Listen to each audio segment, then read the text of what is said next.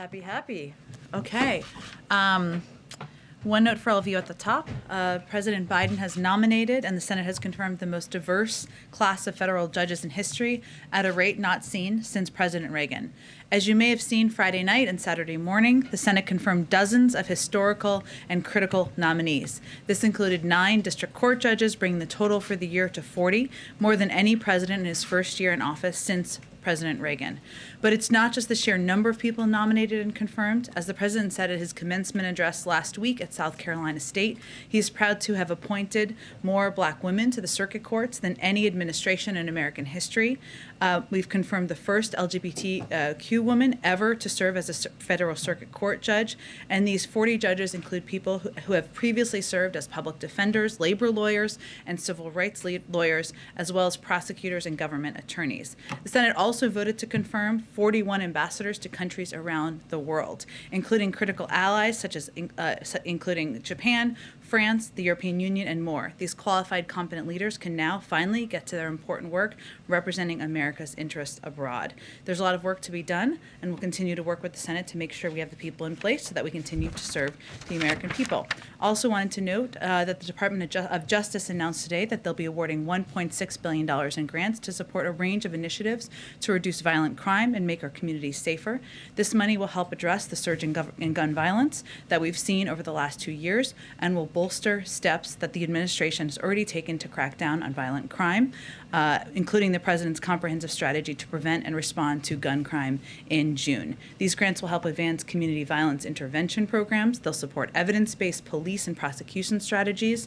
They'll ensure the victims of crime get the resources they need. They'll help people returning from prisons and jails transition successfully back into their communities, and they'll support responses to crises like drug overdoses and mental health episodes. This is just the latest example of historic levels of funding that President Biden has made available to cities and states to address crime, including through the Rescue Plan, through investments in proven community violence intervention strategies that we announced in April, through the COPS community policing grants announced last month, which are helping to put 1,000 more police officers on the beat across 183 police departments this year, and through early Department of Justice awards, including $1.2 billion for victim assistance and compensation programs and more.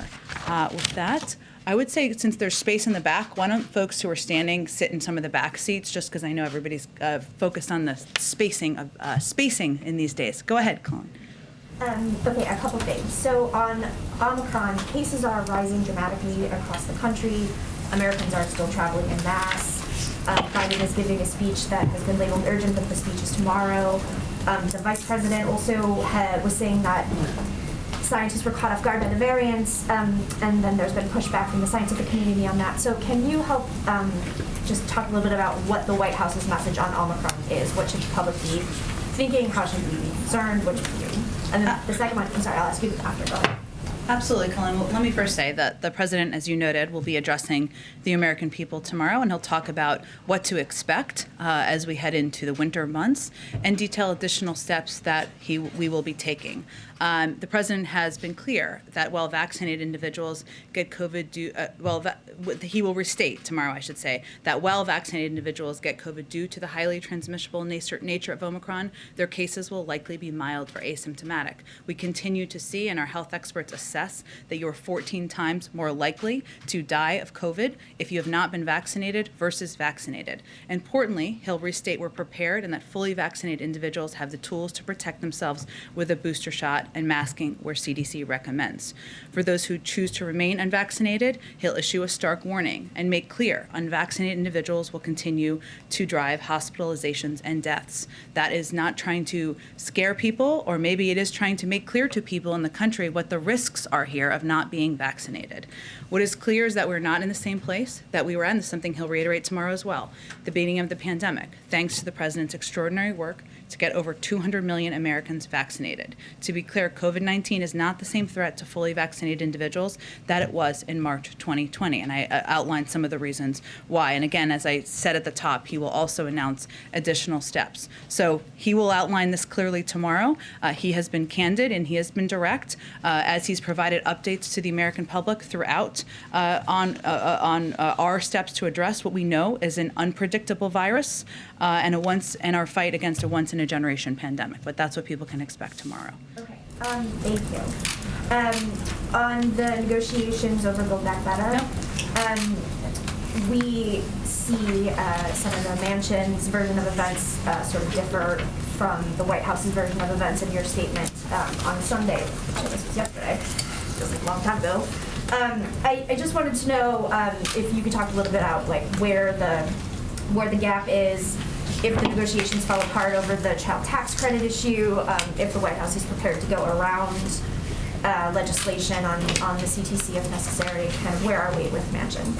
Well, I would say I think the lengthy statement that I issued yesterday outlined pretty specifically the events of the last few weeks. And it was important to the president and to all of us to make that clear to the American people, the status and the steps that had been taken. But I'm not going to relitigate the TikTok of yesterday from here today. I will say that from the president's viewpoint, and I saw him this morning, he's worked with Senator Manchin over the course of decades. They share fundamental values. They're longtime friends. That has not changed.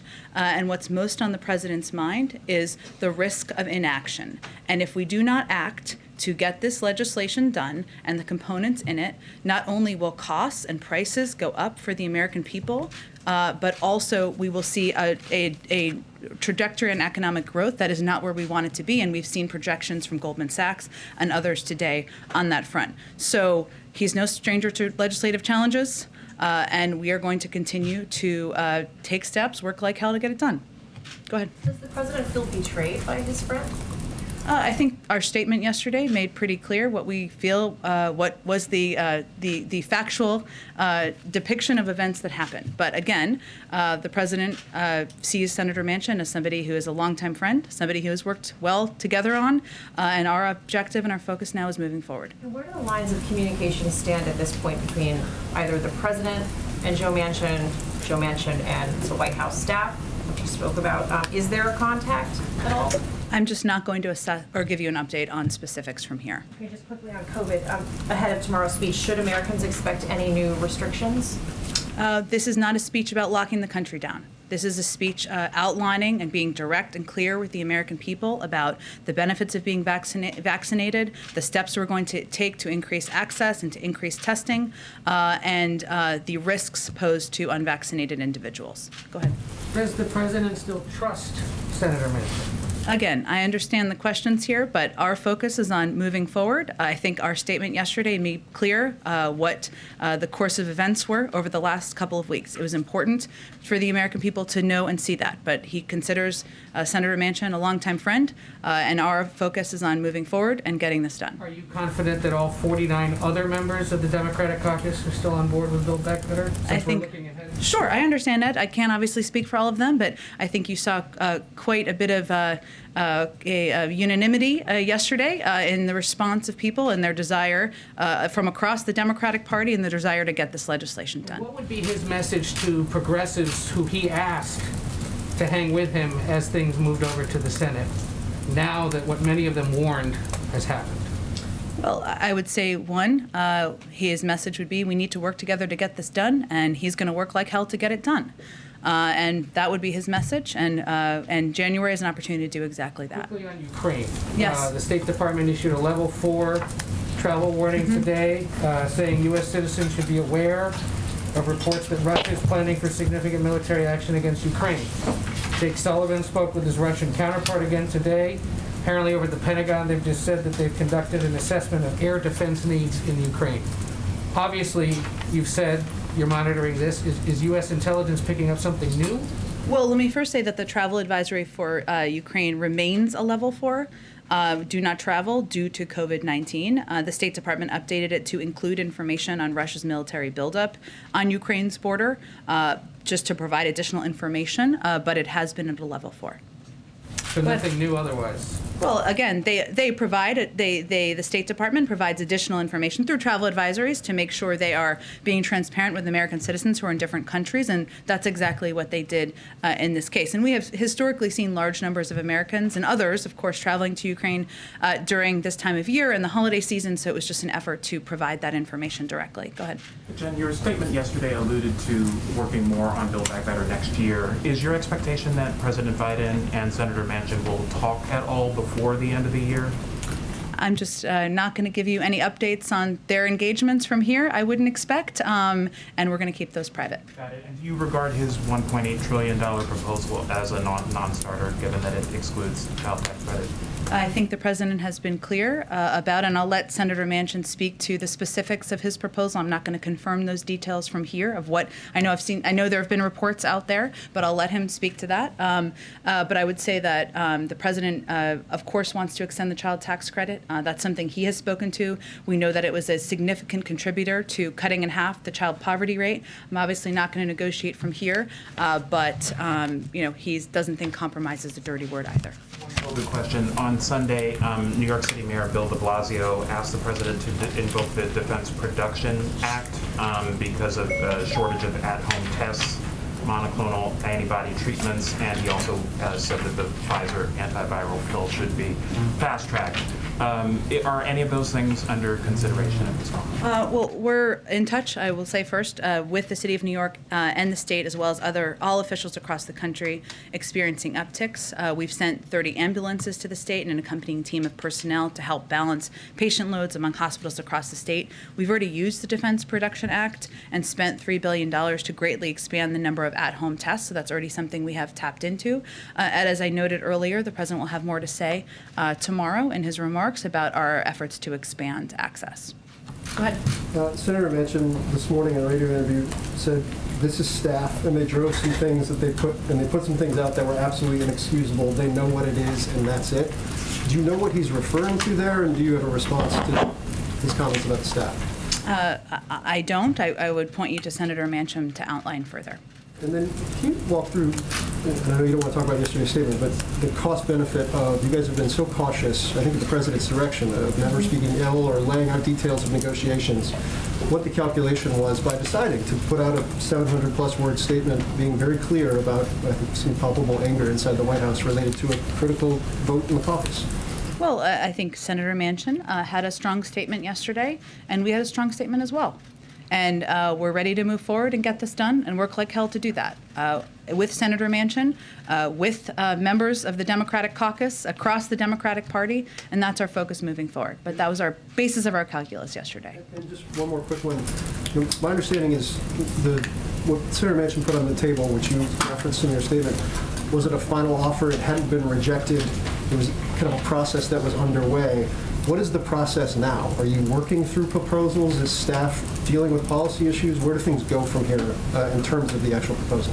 Well, clearly the next couple of weeks will be important and pivotal and certainly involve high-level staff engagements, involve the president and his engagements directly with members. And we have been engaged with leadership, with members of the Senate and their staff over the course of the last 24 hours to talk about the path forward. You saw, I'm sure, Leader Schumer's statement this morning, and we will stay in close touch and in close coordination with him and his team on the path forward in January.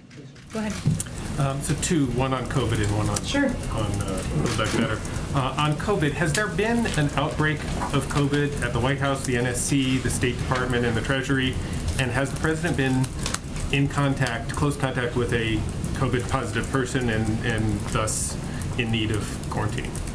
The president has a full schedule today and is not in need of quarantine. We will provide information to all of you as outlined with our commitment from just a few months ago about being transparent about close contacts. I don't have any updates for you at this point in time. But again, we expect there to be breakthrough cases across the country, right? And certainly in the federal government. And the most important thing to note for you and for others is that the 99% of the or more at this point of the White House staff is vaccinated. Boosters are strongly recommended and distributed. We have a very thorough process here that people abide by who are going to have close contact with the president, and even beyond that. And those protocols go above and beyond CDC guidelines. But you're not going to say whether or not there's been a significant outbreak in the various different parts that I mentioned, NSC, State Department, Treasury. Again, I point you to different agencies to give any additional information, but I would just note that we do expect there to be breakthrough cases, as there will be across government. Okay. And then on Build Back Better, did you see the Steve Clemons article today blaming the White House for incivility towards Senator Manchin, and specifically the statement that was released on Thursday, I think, Thursday evening, in which the read or the assessment was that the senator thought that statement blamed him in a way that wasn't in keeping with the approach that he and the president have been dealing with. I have not yet read his article. It's been a busy day. But I will tell you that our intention, I think if you look back to last Thursday, was to provide an update on the future of Build Back Better. And I think it is not a secret where there is opposition to Build Back Better moving forward, and where there is support, which is the vast majority of the Democratic caucus. That was not intended to be directive or hurtful, but to be a statement of fact. Go ahead. Yeah, thank you, Jen. In a press call this afternoon, Representative Jayapal, chair, one of the House Progressive Caucus, called on President Biden to pursue executive action to pass components of the Build Back Better legislation. Is this something that the White House would consider or even thinks is a realistic possibility to pass some of these elements? Well, I haven't had a chance to discuss Representative Jayapal's call with our legislative team. I'm not aware of that being under discussion. Obviously, we have used executive authority and executive action for a range of steps to make a range of progress, and the president has not hesitated to do that. The benefit of legislation is obviously it makes it permanent, so there's a lot of value in that, but I can see if that's something more under active consideration. Regarding communications with Senator Manchin, you've not said much on that. I mean, are you able to confirm that whether or not President Biden has reached out to the senator today? I'm not going to detail contacts further. Go ahead. Thanks. Just to drill down a little bit on that, moving forward, you've already taken Senator Manchin to the woodshed. You're going to invite him back into the fold? Are you going to try to reach out to him? Of course, and we conveyed yesterday that. And secondly... And I would also note the last sentence of my 2 sentences of the statement was, but we will not relent in the fight to help Americans with their child care, health care, prescription drug costs, and elder care. The fight for Build Back Better is too important to give up. We will find a way to move forward next year. It also made clear that we absolutely want to work with Senator Manchin and all Democrats to get this done. Are you going to work with try to bring GOP members into the fold? We would certainly welcome their efforts, or whether their support for lowering costs for the American people and driving up economic growth. We would. Follow on, if I may, on COVID. You said 14 times more likely to die unvaccinated. Is there a point in time where this administration, I mean, what you said recently about, hey, for those who are vaccinated, it's mild or asymptomatic. For those who are not, death and destruction awaits you. So are you pretty much done trying to be diplomatic on this? Is it over with? I think our responsibility and the president's responsibility is to continue to convey the risks, to continue, to make sure we are increasing access for vaccines, access to information to the public, and that's what you'll hear him talk about tomorrow. Go ahead, Jackie. Thanks, Jen. Did the White House share the Thursday statement with Senator Manchin before it was put out, and what was his reaction to that? I'm not going to detail private discussions or private sharing of statements in advance. And then on his call out to Democrats for badgering him, saying that they believe that he could be moved in his position somehow. Is there any regret within the White House or within discussions with Democratic leadership just about how this negotiation went, given that statement from him that he feels that he's been badgered and beaten?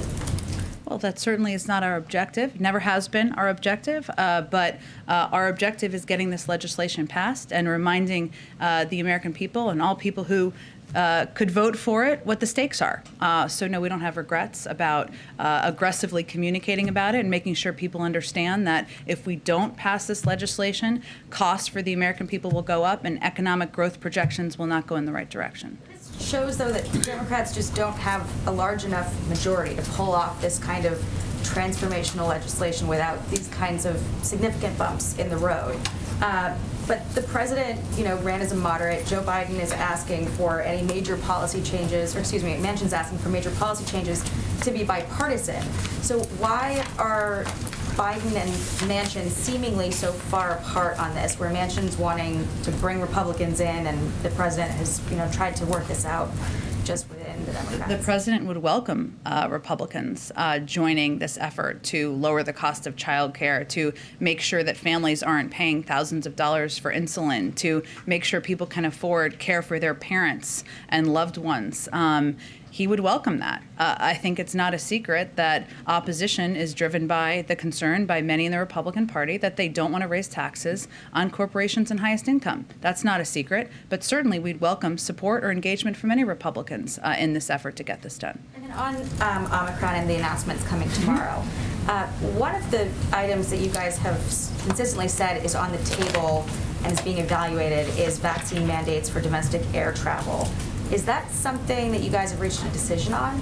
I don't have anything new on that. I think we've said in the past that masking is something we know is effective and works. I would expect tomorrow you'll hear more from the president on what we're going to do more about making vaccines and testing accessible and what the American people can expect over the next couple of months. Real quick on this ruling from the Sixth Circuit on the vaccine or test mandate.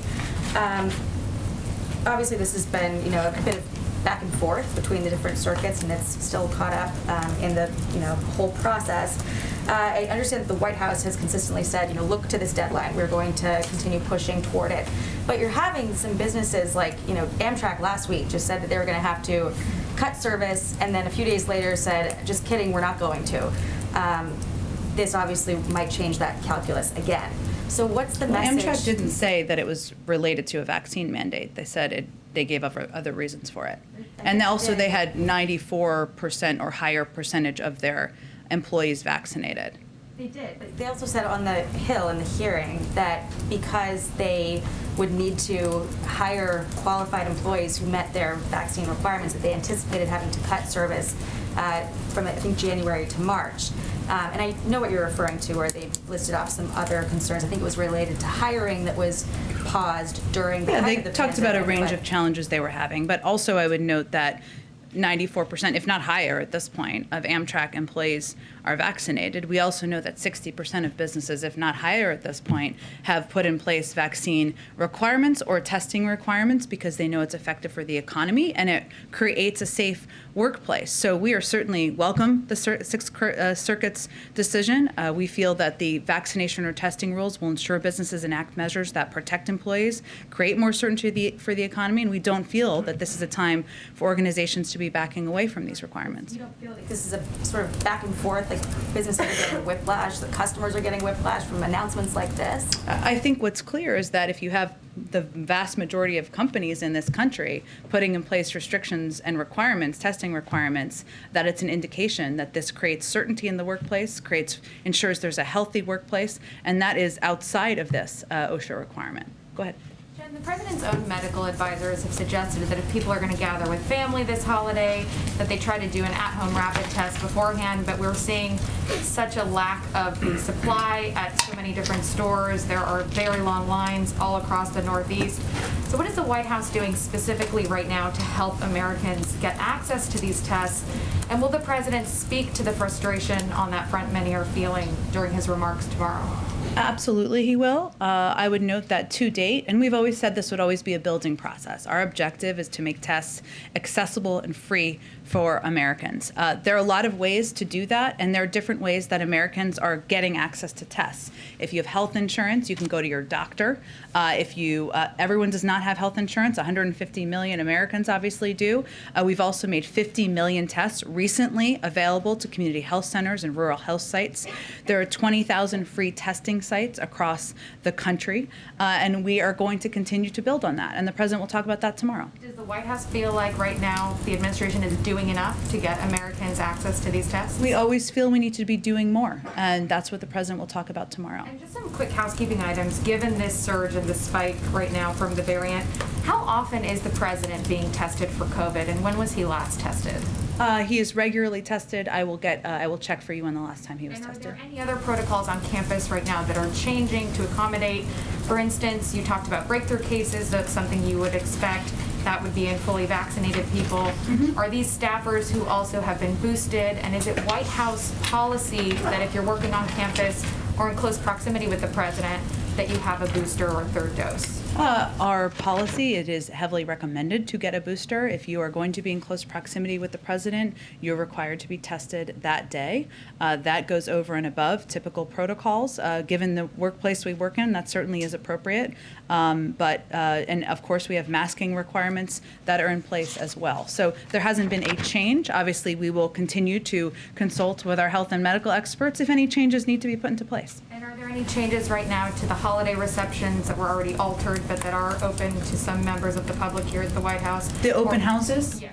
There are individuals who are attending those are required to be tested in advance. And any changes to the president's holiday plans at this time, given the spike? Not at this time. Go ahead. Thanks, Jen. Back on Build Back Better, I'm just curious, what was the reaction among senior staffers here when Joe Manchin said that the president's aides alienated him, and that's the real reason that he backed away from the bill? I think our statement yesterday speaks for itself. Joe Manchin said that that statement was an example of retaliation by the White House. What's your response to that? The statement was a statement of facts of the events of what happened over the last few weeks, and it was simply an effort to make that clear to the American people. What does this episode teach the White House about the prospects of voting rights? Joe Manchin has also said that he wants that to be a bipartisan effort. Is it going to become law by the time that this Congress is out?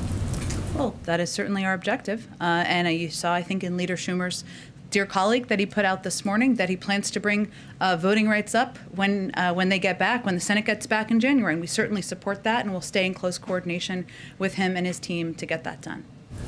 Go ahead. Jen, in terms of the climate provisions in Build Back Better, does the president think that he can achieve the goals that he set out to reach by 2030 without legislation?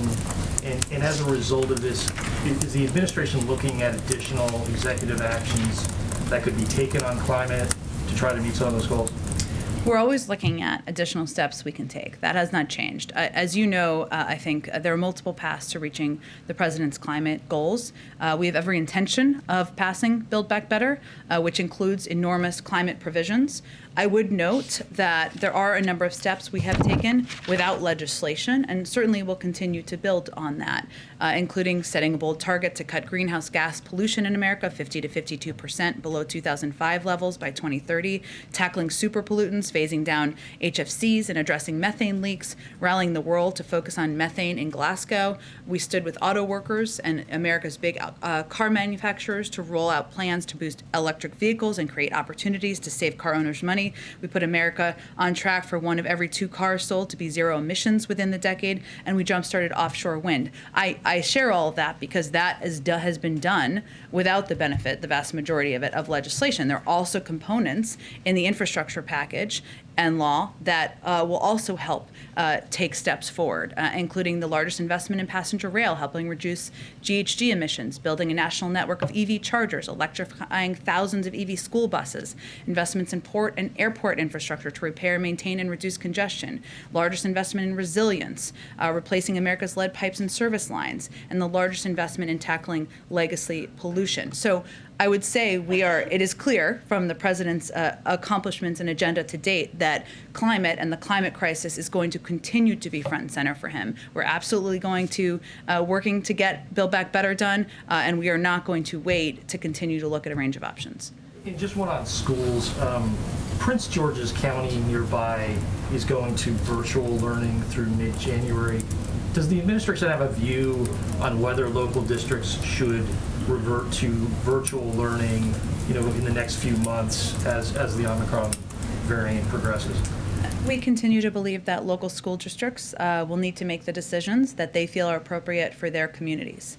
our objective and the president's objective is to keep schools open. And 99% of them are open, have been open, and we believe we have the tools to do that. One of the steps we've talked about a little bit is test to stay, which is a proposal that's been out there by a number of health officials, where if your kid is in school now, and you probably know this and I know this, and they have a close contact, typically they have to quarantine or be out of school, and there have been health experts who have recommended that there can be a contact tracing and testing regimen that can allow kids to stay in school. And that is very intriguing to the president, and that is what our focus is on. Go ahead. May I ask, with regards to the speech tomorrow, whether the president has spoken with his health advisors of the CDC about whether they need to change their guidance on Omicron? Will this be part of the speech in particular? For instance, right now we're seeing a lot of breakthrough cases right now with vaccinated people if they're not boosted. But the guidance right now says you don't have to isolate if you've been exposed if you're fully vaccinated. Should that change? Should the 10-day timelines change? Do we need to pretty substantially overhaul these guidance for the Omicron variant, given how fast it seems to replicate?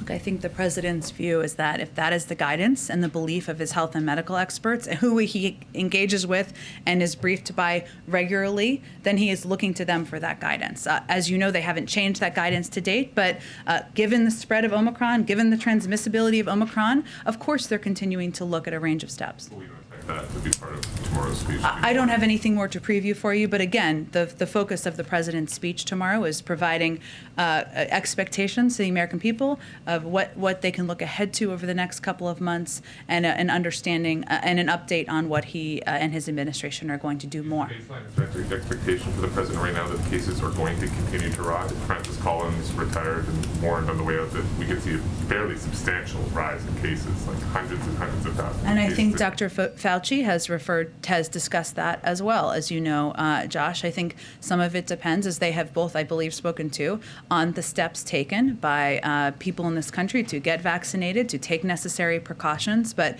certainly, we continue to believe that, based on science, that the boosters can protect people, can prevent hospitalization and death, and that's why we are going to continue to echo that out to the public. Sorry, forgive me. Go ahead. I know you You're don't fine. want to bark too much up the tree of what happened. Federal in the last Reserve 24 or hours. something else? No. No. Okay. I don't. Okay. The president, of course, spoke with Senator Manchin many times. Senator Yep. Manchin seems to be essentially blaming the White House, right? He's referring to comments made by or staff or actions taken by the president's staff. He hasn't necessarily specified what those are. There are indications that it's perhaps a statement from Thursday. Do you think that there was a misstep on the part of the administration here? Because it feels like if you can't sort out what ticked him off, it's sort of difficult to imagine a path forward on whatever efforts to salvage this will be undertaken in the next weeks and months.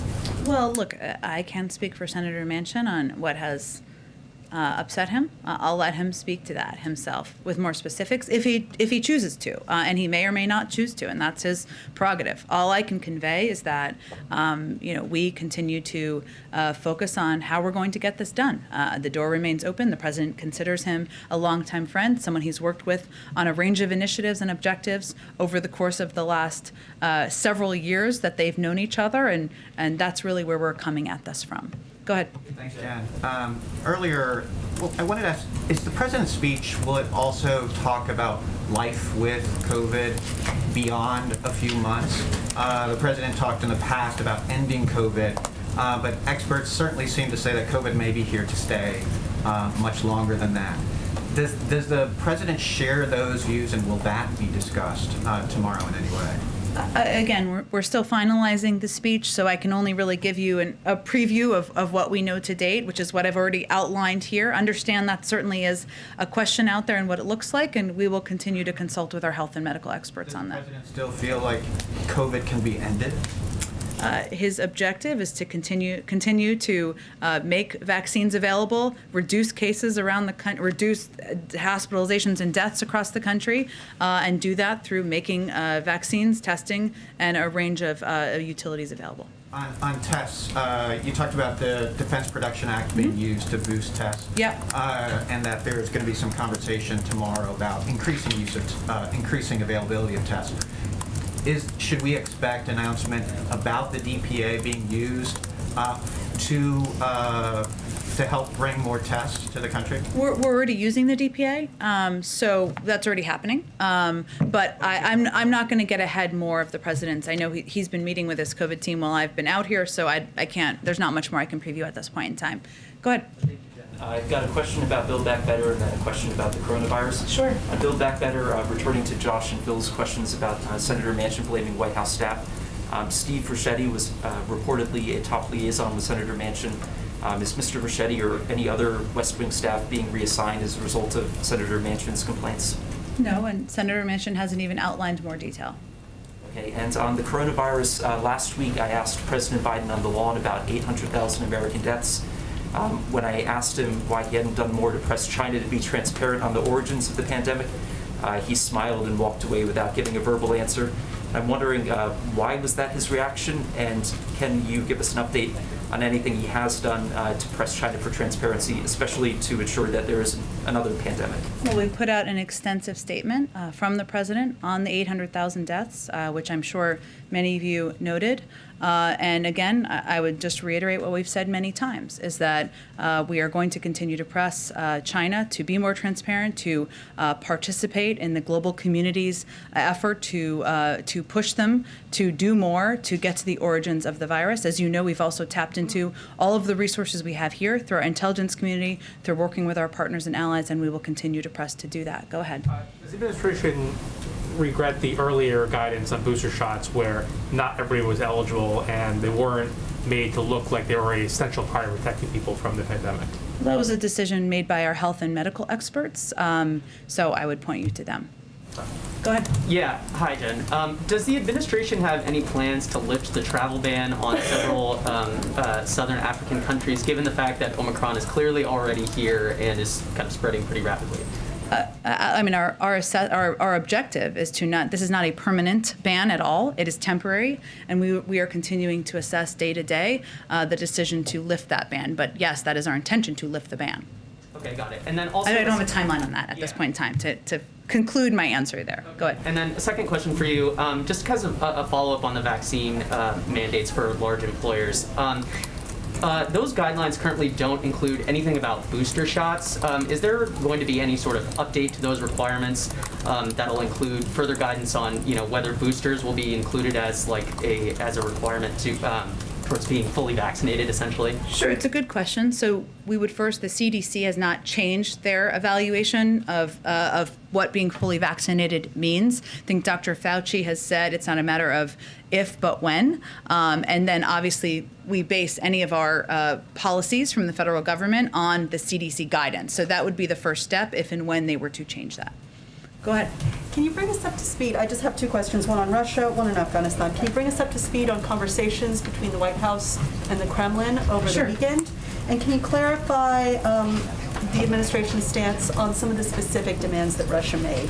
For example, most importantly, the one that Ukraine not be allowed to join NATO. Sure. Well, let me first say, I know we put out a readout, I believe, of or if not, it will be coming soon. But today, Jake Sullivan spoke with Yuri Yushakov, I'm sure I'm butchering his last name, apologies, foreign policy advisor to President Vladimir Putin of Russia. He indicated U.S. readiness to engage in diplomacy through multiple channels, including bilateral engagement, the NATO-Russia Council, and the OSCE. He made clear that any dialogue must be based on reciprocity and address our concerns about Russia's actions and take place in full coordination with our European allies and partners. That is consistent with our ongoing outreach and engagement with the Russians, with the Ukrainians, with the Europeans as well, that happened through the course of last week. As it relates to NATO membership or joining NATO, as we've said many times, but I'll just reiterate, given I know it was raised through their proposal, the president's view, the administration's view is that the right of sovereign nations to choose their partnerships and alliances is a core principle of European security and has been agreed to and reaffirmed many times over the years.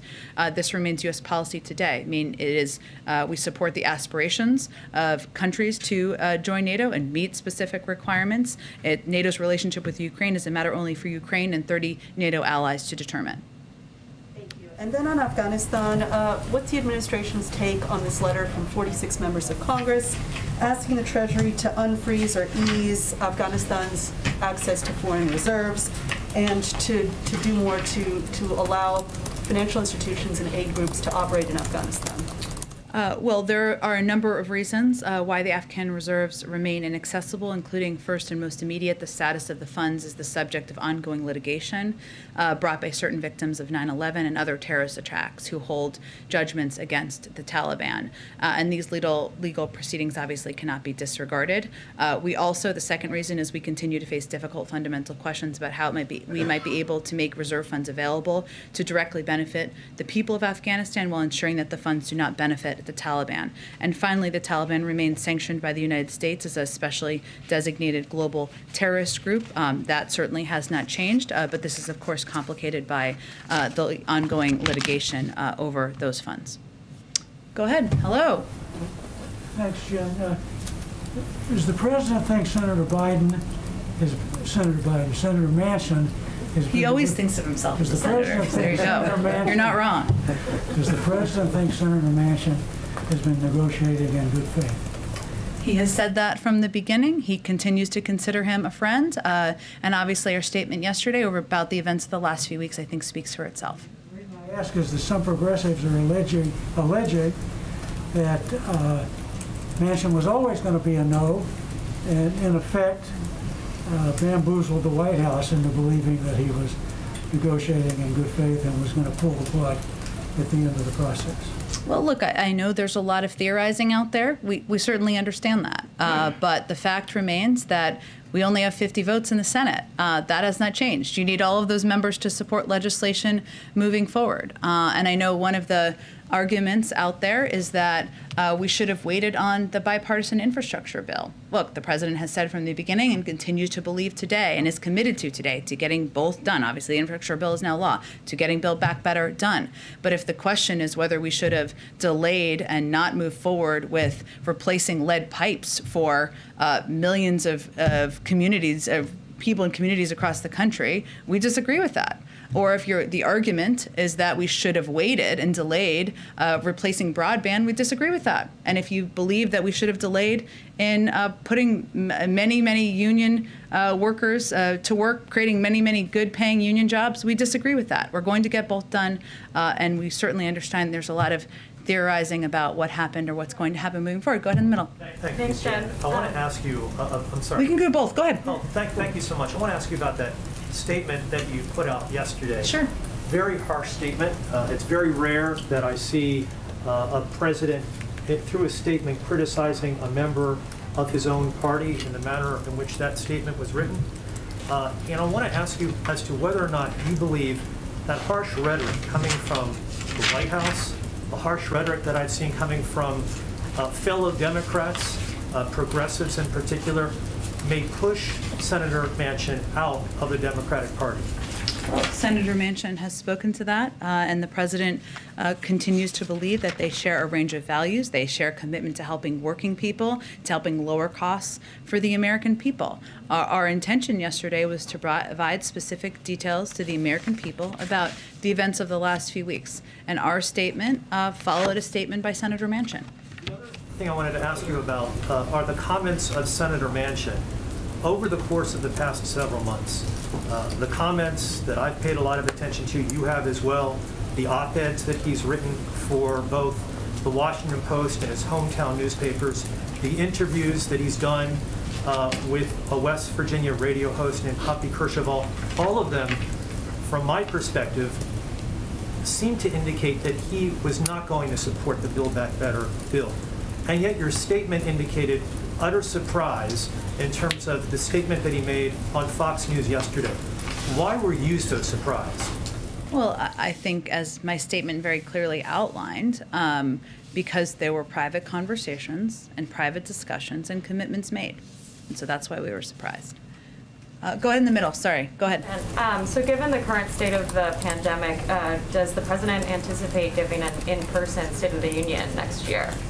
or where are you on those conversations? Nothing has changed about our intentions or our plans, but we don't yet have a date set at this point in time. Go ahead. Thank you so much.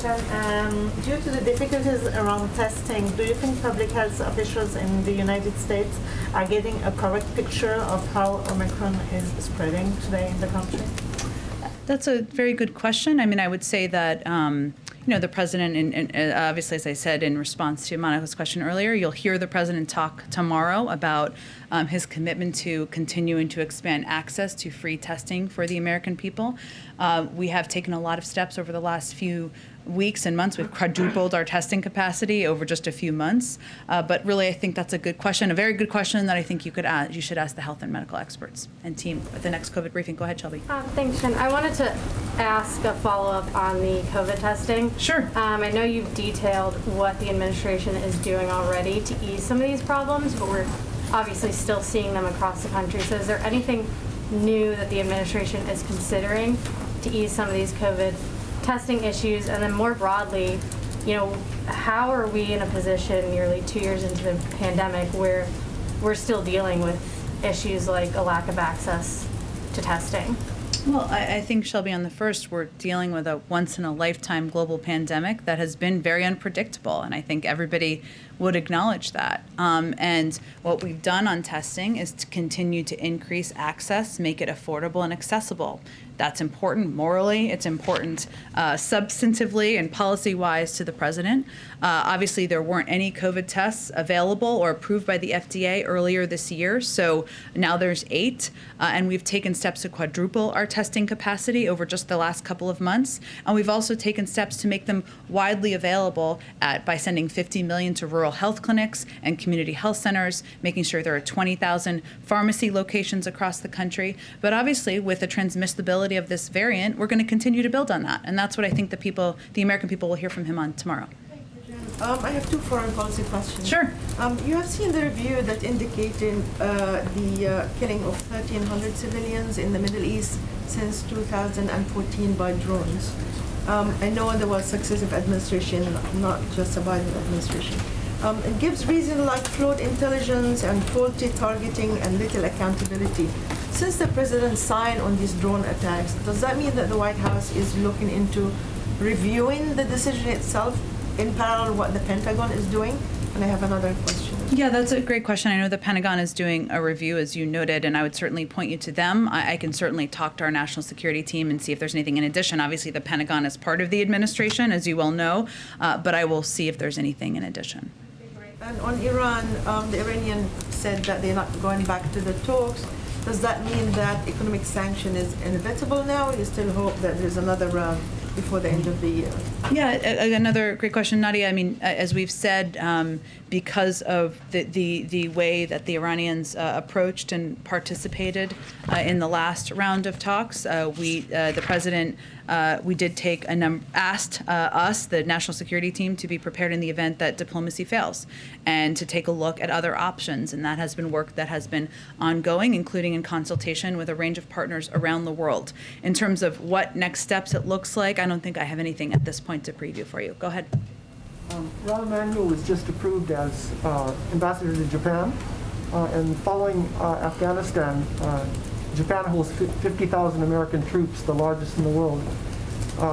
There's a concern as to the ongoing trust of the security treaty. So can you, a little bit of assurance to the Japanese people that their treaty will be honored? And then also follow up on Afghanistan. I'm not aware of any planned changes. On the Afghanistan, the situation for the people that worked with us, any progress on bringing them back? Well, we have put out updates over the course, and I would really point you to the State Department and reiterate that our efforts have continued to bring American citizens out of Afghanistan who wish to depart and have wished to depart since August, as well as our allies and partners. That's why we've been working so closely in coordination and cooperation with the Qataris, but the State Department really oversees that effort, so they would have any up-to-date numbers for you. I can do 1 or 2 more. Why don't go all the way to the back? Go in the middle. Go ahead. Thank you, Jen. 2 questions, one on politics and one on foreign policy. Yeah. Today, 2 Democratic members of the House of Representatives Representatives Murphy of New Jersey and Murphy of Florida and Sires of New Jersey both announced their retirement, bringing to 22 the number of Democrats leaving the House for one reason or another. Is this something the President talks about, and does he have an opinion on the exodus of members of his own party? I have learned my lesson and not talking too much about politics from here. But it is true that there are retirements. That happens typically every cycle. The president, as the leader of the party, obviously I'm sure will be out there next year. We'll have more to preview for that on that when it's an appropriate time. But I would note that as it relates to the Democratic agenda and what people are going to be talking about out there, we'd rather be us than them and have an agenda to talk about and an agenda that is about creating millions of good paying union jobs, an agenda that's about ensuring we are lowering the costs of child care, health care, elder care, an agenda to address the climate crisis, and that's what you'll hear people talk about next year. But I'll leave the politics out of the podium. Turning to Ukraine. Yeah. President Zelensky has charged that the wealthiest man in Ukraine, Rinat Akhmatov, is part of a Russian plot to overthrow him. Is the U.S. considering Magnitsky-style targeted sanctions against Mr. Akhmatov? I don't have anything in terms of considerations of sanctions to preview for you. Obviously, we are considering a range of sanctions as we're looking at the buildup of Russian troops and bellicose rhetoric, but beyond that, I don't have anything to preview. Let's go just Ebony in the middle, and then we'll wrap it up. Thank you. Just two quick questions. I know that the White House has said in the past that don't want to go back to a shutdown. Yep, and we have no intention to. Okay, because I was going to ask with the increase in Omicron, are we going to see that? The second question is, this morning, Representative Ocasio-Cortez said that the president hasn't used the full extent of his presidency, kind of echoing what many activists on the ground are saying. What is the response to that in terms of, she was talking about Build Back Better and also voting rights. What's the response to what she said? I didn't. Well, let me say first on your first question was a very good one. I think the reason we're not going back to a shutdown is because we are now at a very different place we were in a year ago, which is important for people. And you hear the president talk about this tomorrow. 200 million Americans are vaccinated now. That is a stark difference from where we were a year ago. You'll hear the president again talk more about that. I did not see the full context of the Congresswoman's comments, but what I would say is that as we look back to the last year, what we know we have accomplished to date is working with her and a number of members is getting the American Rescue Plan done, a step that helped put in place, extend and increase the size of the child tax credit, cutting in half the child poverty in this country, making sure we could keep 99% of schools open in this country. We also passed a bipartisan infrastructure bill, something that, again, will make sure that we're replacing lead pipes across the country, make sure we're expanding access to broadband and creating tens of millions, or not tens of millions, let me remedy that, millions of good-paying union jobs. And we've also vaccinated 200 million Americans. Is there more work to do? Absolutely, of course there is. We're not even a year into the president's presidency. And voting rights is front and center at the agenda, on the agenda next year. You heard Leader Schumer say that. The president reiterated that, I think, in his speech at South Carolina State, and we'll look forward to continuing to work with the congressman and others to get things done. All right, thanks, everyone. We'll do this again tomorrow. Merry Christmas week. Might we hear directly from the president about what happened yesterday? I think you will hear from him on how we're going to get the agenda done. Will he take questions? He takes questions multiple times a week, so depends on what you ask. Depends on what you ask. What happened? I hope it doesn't count. I know, right? It depends on